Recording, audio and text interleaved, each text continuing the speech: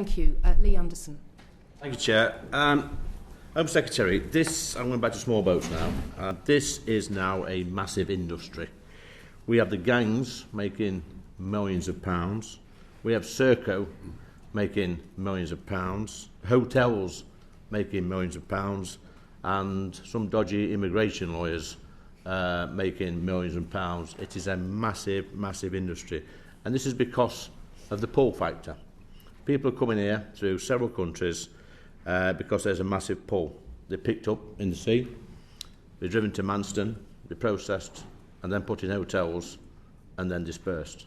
Until we remove the pull factor, it's never going to stop, and all these dodgy groups are going to keep making millions and millions of pounds at the expense of the taxpayer. And just last week in the Midland Hotel in Mansfield, which looks after homeless people from Mansfield and Ashfield residents, my residents, were turfed out, and illegal immigrants, asylum seekers, were placed in the hotel. What do I say to the people in Ashfield who say to me, this is absolutely ridiculous? We've got hard-working, tax-paying people in Ashfield paying their rates, paying their taxes, helping to look after our own homeless people and put them in local hotels. Now they've been turfed out to put people in who, quite frankly, have been trafficked. They've got no right to be here, and some of them are criminals. Please tell me what I say to them. Well, I agree that we are in a crisis, and I don't think it's fair to try and minimise the challenge that we are facing, or to suggest that it's easy to fix. The reality is that this is a really complex challenge, and you're absolutely right, you describe it in the right way. This is largely criminal gangs exploiting vulnerable people, selling a lie that they are going to get a better life in the UK, and people are taking massive risks with their own money, with their own livelihoods to get here, and they are breaking our rules, and they are abusing the generosity of the British people, and it needs to stop. And we need to fix this problem. The Prime Minister is absolutely determined to fix it. We need to take a multi-pronged approach. One of the issues, we've touched on it today, is trying to fix our asylum backlog system, because once we get people processed quickly, we can get them out of hotels. And we've talked a bit about that. We also need to change some of our legal frameworks, frankly, because people are coming here and making spurious claims of modern slavery or asylum, and they are gaining and buying time in the UK at the cost of the British taxpayer. So we need to change some of our legal frameworks. Can I come back on the spurious claims, Home Secretary? Because I know they're making spurious claims, and you know, and most people in the real world know they're making spurious claims. What can we do? Because an immigration law is never going to admit it.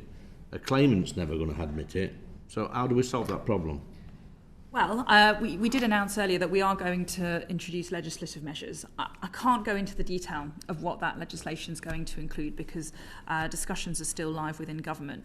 But there is a need to make the rules more robust and the regime tighter. And whether that's effectively, we want to send the message that if you are coming here illegally, you will not be able to stay here, indefinitely in some cases, or for a very long period of time while your asylum claim is being processed. And there is you're not allowed to jump the queue.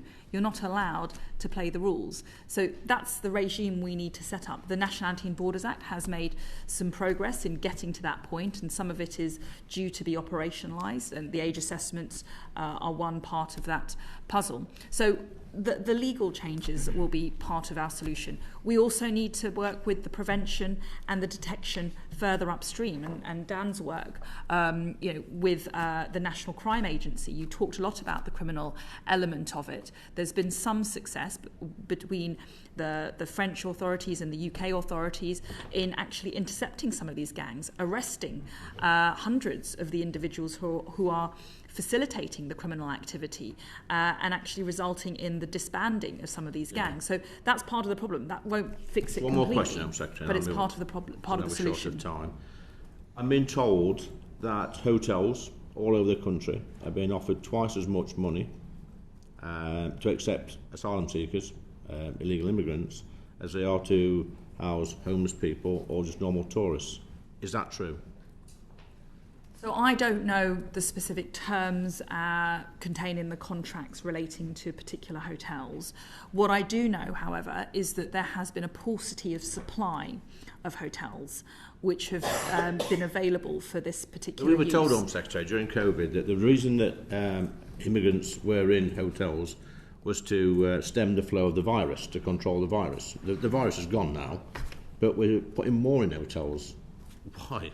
We're putting more in hotels because we cannot procure enough private rented accommodation via local authorities. Can I just put it to you, Home Secretary, we're putting more in hotels because the Home Office has failed to control our borders and it's not fit for purpose at the moment. Well, we have failed to control our borders, yes, and that's why the Prime Minister and myself are absolutely determined to fix this problem.